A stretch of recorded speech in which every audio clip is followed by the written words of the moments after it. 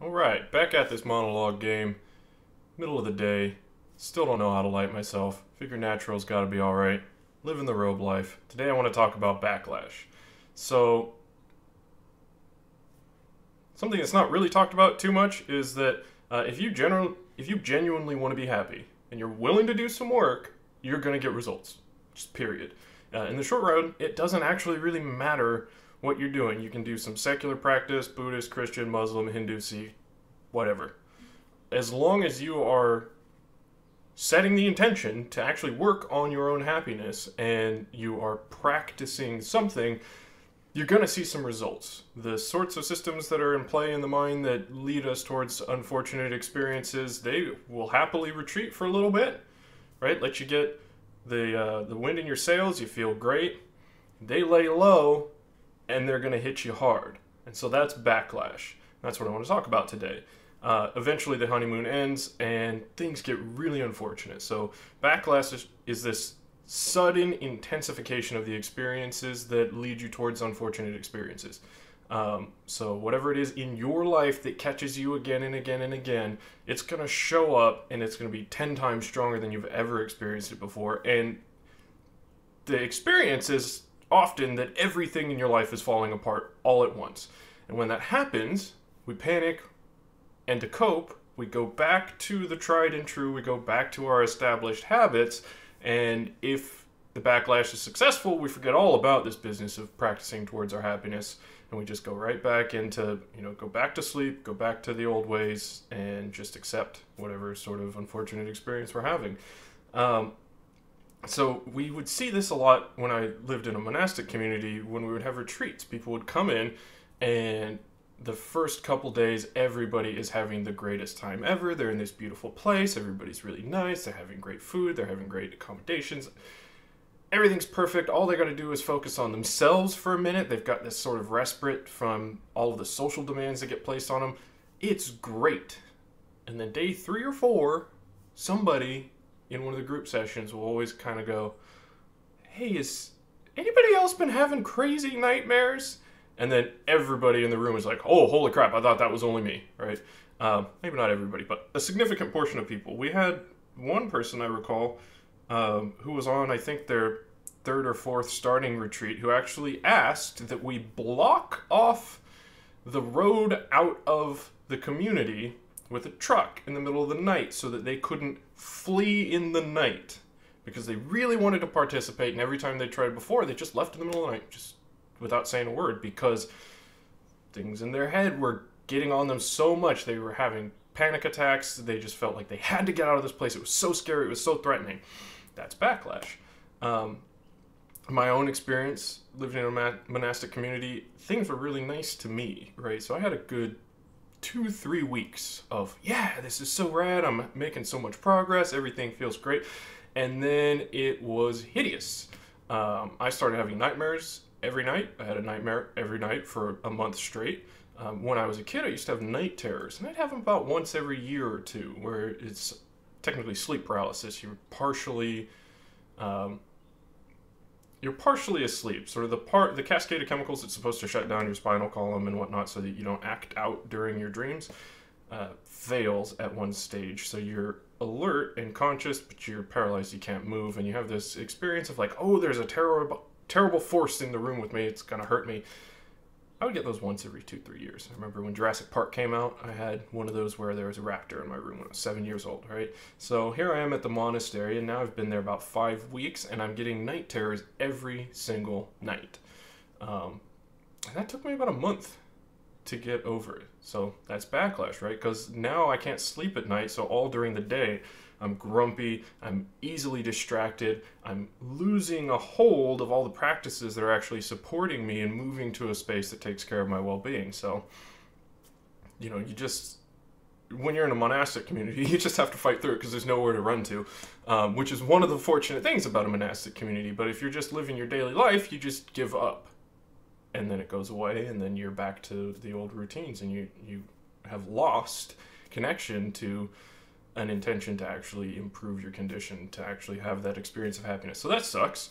Another example from my own life, I started meditating when I was 18 years old, like serious, in earnest, like, okay, I've probably gotten as much as I'm going to get out of just reading books about being better. So, like, why don't I actually try to do some of the stuff that's recommended in here?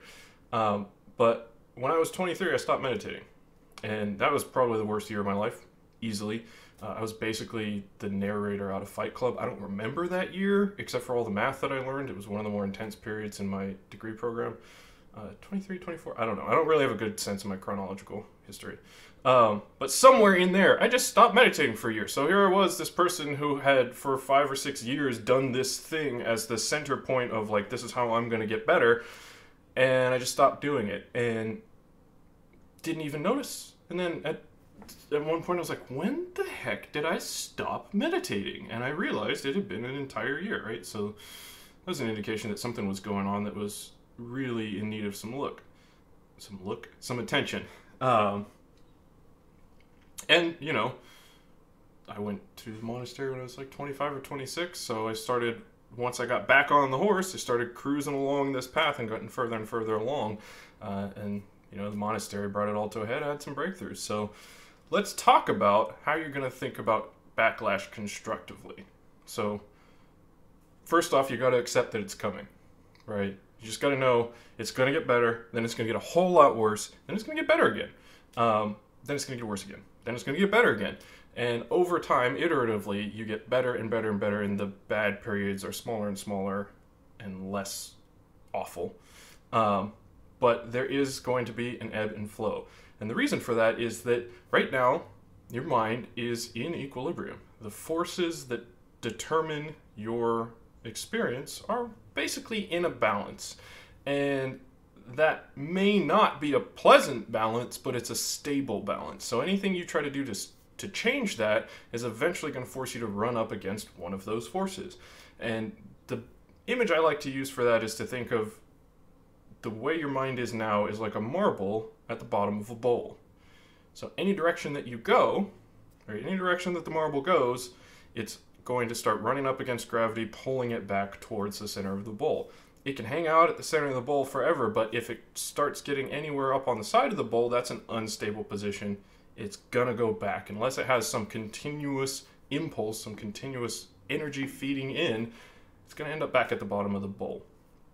And that's where we are, most of us, in our life experience. We're at the bottom of some bowl or another, and if we want to change our experience, we have to get over the lip of the bowl. There's this big area that we have to traverse, and then there's, you know, stability on the other side of that. There are other places that we can come to rest, but for now we got to get over the lip of the bowl that we're in.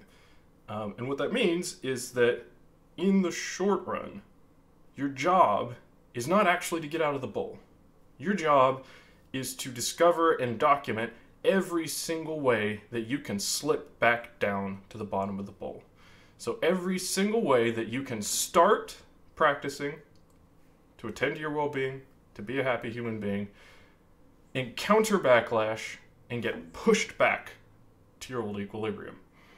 Every single way that you can get tricked, every single way that you can be deceived, seduced, or just bludgeoned into going back to sleep, giving up on this endeavor to be a happier human being, and end up back in that old equilibrium. And the key here is document, right? So setting the intention from the outset that my goal right now, I'm back on the horse. I just realized that, oh yeah, I've been experiencing backlash. You know, I haven't been practicing introspection nearly as often. I haven't been doing these practices that take care of me. Okay, let's get back on it and let's see how this goes this time. Let's see how we get defeated so that we can take one more step on the path to ultimate victory here. And when you look back on your records, what you're going to find again and again and again is that you're seeing through more things and you're getting further each time. All right, that marble at the bottom of the bowl, it's getting a bigger kick each time. It's going further up the bowl, further up the bowl, further up the bowl. And then one day, you just pop out and you realize you've exhausted all the tricks that are available in your mind to deceive you, and you're in a new place.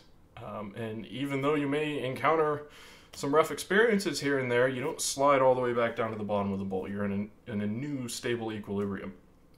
But you don't make that your goal, because if you make that your goal, you're going to experience disappointment again and again and again. So your goal is just document. How do I get back to the bottom of the bowl? How do I get back to the bottom of the bowl? And one day, you pop out.